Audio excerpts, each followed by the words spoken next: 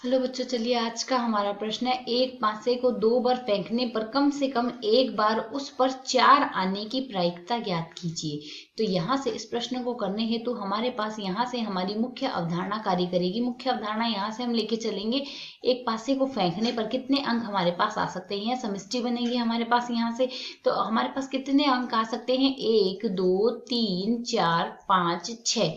तो यहाँ से इस पासे पर किसी भी एक पासे पर 4 आने की प्रायिकता, 4 आने की प्रायिकता किसी भी एक पासे पर यदि 4 आने की प्रायिकता देखें तो यह हमारे पास क्या आ जाएगी, 4 आने की प्रायिकता हो जाएगी 1 बट्टे कुल अंक हमारे पास 6 है, तो 1/6 आ गया। अनुकूल परिस्थिति बट्टे कुल परिस्थिति अर्थात 1/6 मान आ गया। 1/4 आने की प्रायिकता हमारे पास ये है।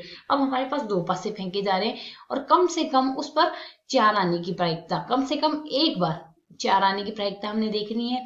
तो कम से कम एक बार 4 आने के लिए प्रायिकता देखेंगे तो यह हम यहाँ से स्थिति P मान लेते हैं। Q बराबर हो जाएगी 4 ना आने की प्रायिकता अर्थात 1 माइनस P, जिसे हम सरल करके लिख सकते हैं 1 माइनस 1/6 अर्थात 5/6 आ गया।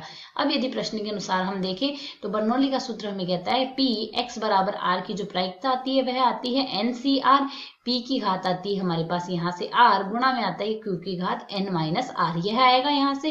तो यदि अब हम यहाँ से सरल करें तो हमारे पास यहाँ से इसका मान क्या आएगा, हमें कम से कम 1/4 लाना है। तो यहाँ से Px बराबर 1 अर्थात यदि 1/4 आ रहा है उसकी प्रायिकता हमारे पास क्या होगी, पासे कितने हैं, कितने 2 पासे हैं, 2 पासों को फेंकने पर कम से कम 1/4 आ रहा है अर्थात यहाँ से Px बराबर 1, n का मान 2 आ जाएगा, 2c 1 आ गया यहाँ से, गुणा में 1/6 की घात यहाँ से क्या आ जाएगी 1, और यहाँ से 5/6 की घात भी आ जाएगी n माइनस आर अर्थात 2 माइनस 1 बराबर 1 आ गया। सरल करें, 2c1 का मान 2 आ रहा है, गुणा में 1/6 गुणा में 5/6 आ गया। सरल यदि करते हैं तो 2 से 6 को काट देंगे, मान आ जाएगा 3, तो यहाँ से आ गया 5/18 इसका मान।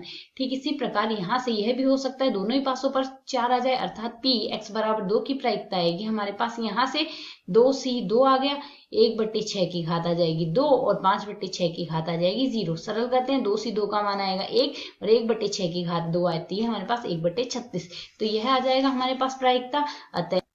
अतः यहाँ से हमने कुल प्रायिकता ज्ञात करनी है, तो यहाँ से हमारे पास कुल प्रायिकता बराबर आ जाएगी कम से कम